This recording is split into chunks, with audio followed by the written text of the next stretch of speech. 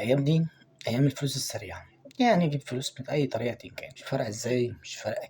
المهم اللي انا اجيب فلوس. في ناس أول ما تتزنق بيروح يبيع أي حاجة من نفسه، أي عضو في جسمه مش محتاجه هو شايفه كده بيقوم بايعه. في ناس تانية بتقرر تحارب وتبني نفسها خطوة بخطوة، فرق بينهم فرق حياة كاملة.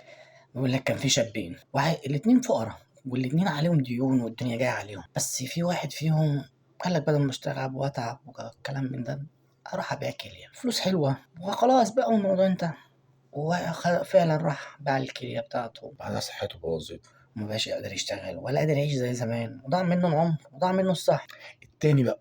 التاني بقى كان شاب تاني فقير خالص، بس قال لك لا، مش هبيع نفسي. هبيع تعبي. اشتغل في كذا شغلانة، اتبهدل واتمرمط واتعلم لحد ما كان الناس بيضحكوا عليه، وبيقول لك هو مفكر نفسه هيعمل ايه، يعني هيجيب الدين من ديله. فقال لهم بكرة هتعرف انا مين.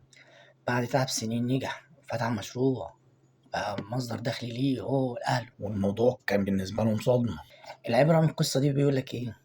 اللي بيبيع جزء من نفسه عشان يعيش يوم بيخسر عمره كله، واللي بيحارب ويتعب بيعيش عمره مرفوع راسه، صحته دايما جنبه. لو انت مكانه واخترت نفس الاختيار وقعت في نفس الموقف، هتبيع جزء من جسمك زي ما الناس عملت، ولا هتحارب وتبني بنفسك خطوتك بايدك؟ اكتبوا لنا رأيكم في التعليقات وما تنسوش تعملوا لايك وشير عشان توصل لكم كل الحكايات من حكاوي الحكيم.